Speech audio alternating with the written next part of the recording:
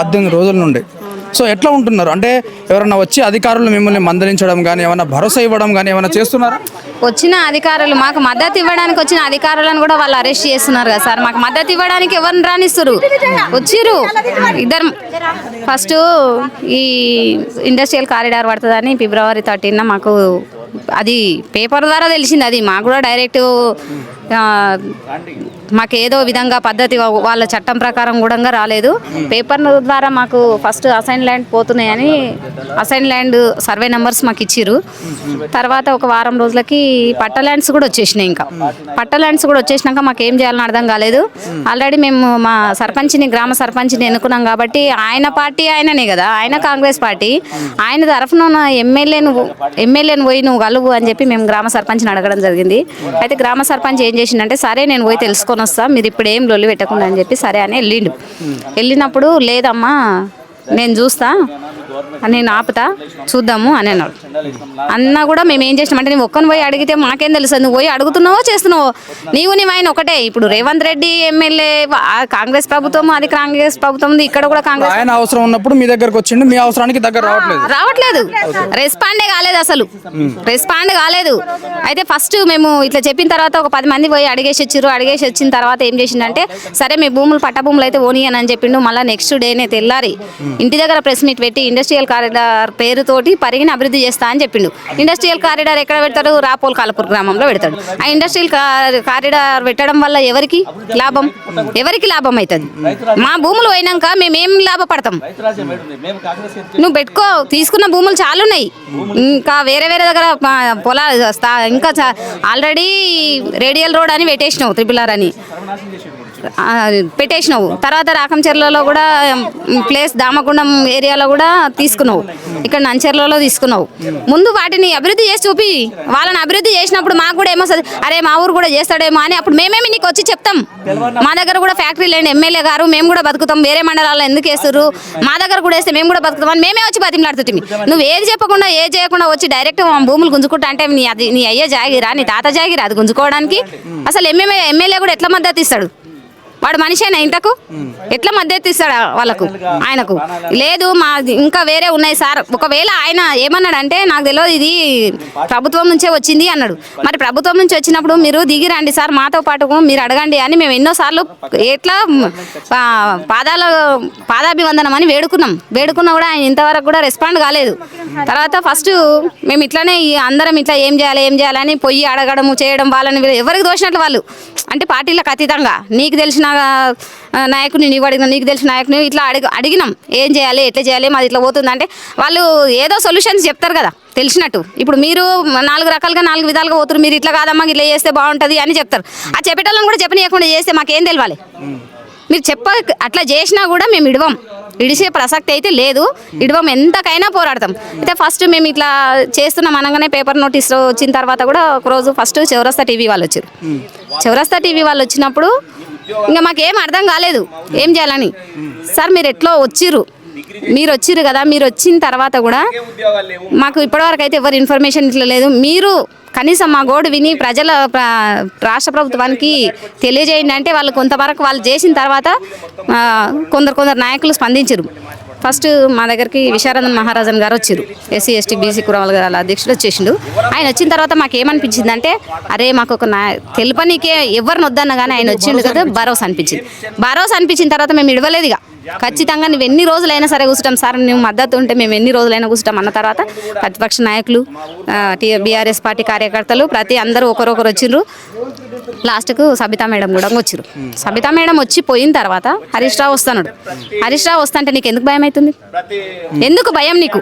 ఆయన వస్తే మాకు మద్దతు తెలిపనికి వచ్చినప్పుడు నీకు ఎందుకు భయం?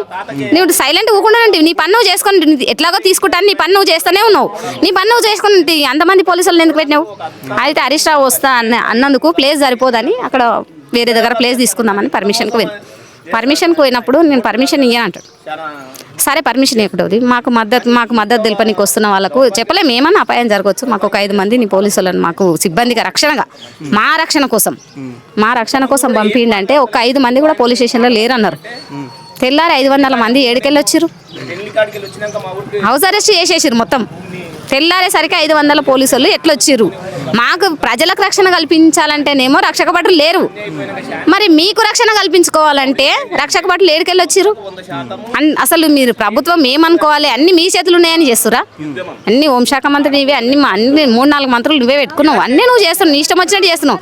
నీ ఇష్టం వచ్చినట్టు చేసుకుంటే ఊకుంటామా? ఇంకా పోతారంగా ఈ ఊకుండా మాత్రం ఊకుండడము ఎంతకైతే అంతకైతే సార్. మేము ఇడిచే ప్రసక్తి పోయిన గవర్నమెంట్లో ఉన్నప్పుడు 10 సంవత్సరాలు వాళ్ళు పాలించినప్పుడు బీఆర్ఎస్ గవర్నమెంట్ ఉన్నప్పుడు అంటే అప్పుడు మీకు ఇలా ఇబ్బంది పెట్టే కార్యక్రమాలు ఏమైనా చేసిల్లా ఆ గవర్నమెంట్లో ఉన్నారు? ఇబ్బంది పెట్టే కార్యక్రమాలు మాకు చేయలే. మా దగ్గర వాటర్ అసలు లేకుండే. వాటర్ తెచ్చుకోవాలంటే 2 బిందెలు అక్కడ ఏడికి గుంతల గడ్డ దిగిపోయి కాళ్ళు కింద మీద జారంగా కూడా 2 బిందెలు నెత్తి మీద పెట్టుకొని వస్తుంది. అట్లాంటిది మిషన్ భగీరథ తెచ్చిరు. మిషన్ భగీరథ తెచ్చి మా దగ్గర ఏరియాలనే మిషన్ భగీరథ వేయడం వల్ల మా పరిగి నియోజకవర్గానికి మొత్తం ఇక్కడ నుంచే వాటర్ అందుతున్నాయి. అయితే మెయిన్ ఈ రామ్మోహన్ రెడ్డి కూడా ఇక్కడ చూసుకున్నది ఏంటంటే ఇక్కడ సోలార్ ఉంది, విండ్ పవర్ ఉంది, వాటర్ ఉన్నాయి, అన్ని విధాల ఫెసిలిటీస్ ఉన్నాయి. అయితే మేము ఏమనుకున్నామంటే మా ఎత్తైన ప్రాంతము మాకు ఎన్ని సునామీలు వచ్చినా అంటే ఇట్లా వర్షాలు వచ్చినా కానీ ఏమైనా వచ్చినా కానీ అక్కడ కొట్టుకుపోయి ఇక్కడ కొట్టుకుపోయి న్యూస్లో చెప్తుంటారు కదా, మా ఊరికి ఎలాంటి ప్రాబ్లం రాదనుకున్నాం. కానీ అసలు ఎలాంటి ప్రాబ్లం రాదని మేము ఎంత ధైర్యంగా ఉన్నామో మమ్మల్ని అంత ధైర్యం లేకుండా చేసినట్టు చేసిండు 1-2 రోజులలోనే. కానీ మేమైతే ఇడవము. మాకు ఈ మిషన్ భగీరథ రావడం వల్ల మా ఊర్లో అయితే నీళ్ళ కరువు మాత్రం పోయింది. అసలు నీళ్ళు అనేది చాలా ఇబ్బంది ఉండే.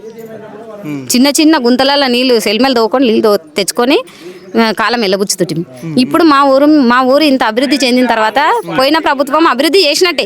మాకు ఏం లేకున్నా కానీ వాటర్ ఒకటి ఉంటే ఎట్లైనా బతుకుతాం. ఆ వాటర్ వలన మేము ఏమైనా చేసుకోగలుగుతాం. ఈ మిషన్ ప్రజలు ఇబ్బంది పడతలేరు, ప్రజాపాలన అని చెప్పాము కదా మేము. ప్రజాపాలన అంటే ప్రజాపాలన లెక్కనే సాగుతుంది, ఎలాంటి ఇబ్బంది పడట్లేదు అన్నట్టుగా ఎట్లుంది పరిస్థితి? గవర్నమెంట్ వచ్చింది, ప్రజాపాలన ఎక్కడుంది? ప్రజాపాలన ఎక్కడుంది చెప్పండి? ప్రజాపాలన అంటే ప్రజలను పాలించే పాలన. ప్రజలకు ఏం మేలు చేస్తున్నావు నువ్వు? ఇచ్చిన 6 గ్యారెంటీల అమలు ఏవి లేవు. ఒక ఫ్రీ బస్సు తప్ప. ఆ ఫ్రీ బస్సు కూడా ఎవరికి ఉపయోగపడుతుంది? రైతులకు ఉపయోగపడుతుందా?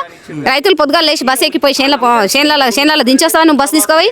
ఏదో ఉద్యోగులకు నీకు అనుగుణంగా ఉన్న వాళ్ళకి మాత్రమే, ఉద్యోగం చేసుకునేటోళ్ళకు రోజు ఏదో పని చేసుకునేటోళ్ళకు పనిస్తుంది. రైతులకైతే పనిస్తలేదు కదా ఆ బస్సు వల్ల ఏమన్నా ఉపయోగం ఉందా?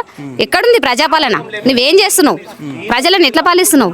ప్రజాపాలన పోయింది. ఇప్పుడు బ్రిటిష్ పాలన ఎట్లా వచ్చిందో ఇప్పుడు నువ్వు అట్లా తయారు చేస్తున్నావు. ఈ రాష్ట్రాన్ని ఇప్పుడు రేవంత్ రెడ్డి పరిపాలన కనిపిస్తుంది. రేవంత్ రెడ్డి పాలన ఇప్పుడు బ్రిటిష్ వాళ్ళు 200 సంవత్సరాల క్రితం బ్రిటిష్ వాళ్ళు ఎట్లా పరిపాలించిండ్రో ఇప్పుడు కూడా అట్లే వస్తుంది. నువ్వు అప్పుడేమో దేశానికి వచ్చింది, ఇప్పుడు రాష్ట్రానికి వస్తుంది. బ్రిటిష్ పాలన ఎట్లా భారతదేశాన్ని ఎట్లా పరిపాలించిండ్రో ఇప్పుడు నువ్వు బ్రిటిష్ వాళ్ళ లాకయ్యి నువ్వు కూడా మమ్మల్ని ఇప్పుడు అంత ఇబ్బంది పెడుతున్నావు. ఇంత ఇబ్బంది పెట్టినా కూడా మేము చనిపోయినా కానీ మేము మా ప్రాణాలు తెగించి పోరాడతాం. మా భూమి మాత్రం పోనీయము. మా గడ్డ మీదకి నువ్వు రావద్దు. ముందు చెప్తున్నా, ఇప్పటి వరకు పాదాభివందనం అని చెప్పినాం. రామ్మోహన్ రెడ్డి సార్ అనే అర్హత కూడా లేదు నీకు విలువ ఇయ్యొద్దు. ఎందుకంటే మేము 15 రోజు వరకు పాదాభివందనం అని చెప్పినాం. అతని దగ్గర నుండి మీ ఎమ్మెల్యేగా అంటే గెలిచినప్పటి నుండి కనీసం ఈ ఇబ్బందులు ఉన్నప్పుడు మీకు ఎలాంటి భరోసా ఇవ్వకుండా అసలు కనీసం ఆయన రావడం కాదు, మేము ఫోన్ చేస్తే కూడా రెస్పాండ్ కాలేదు. అసలు తెలుసా? ఫోన్ చేస్తే రెస్పాండ్ కాలేదు. ఎందుకు రెస్పాండ్ కాలేదు? కనీసం మేము ఎక్కువ మెజార్ మా దగ్గరకు వచ్చి బతిమాడు కలిసిరు. మేము అందరం పోయినాం. పోతే గేటుకు తాళం వేసిండు. మేము పోయినామా? పోతుండగానే పోలీసు 2 బండ్లు వచ్చేసినాయి, గేటుకు తాళం వేసేసి మేము ఏడ కూర్చోవాలండి? మాకు అడగాలి కదా, కనీసం నువ్వు అడగాలి కదా. సరే మేము అందరం పోయినాం, కోసుకున్నాం, పొదటిసానం కూర్చున్నాం, సపదాకా వచ్చినాం.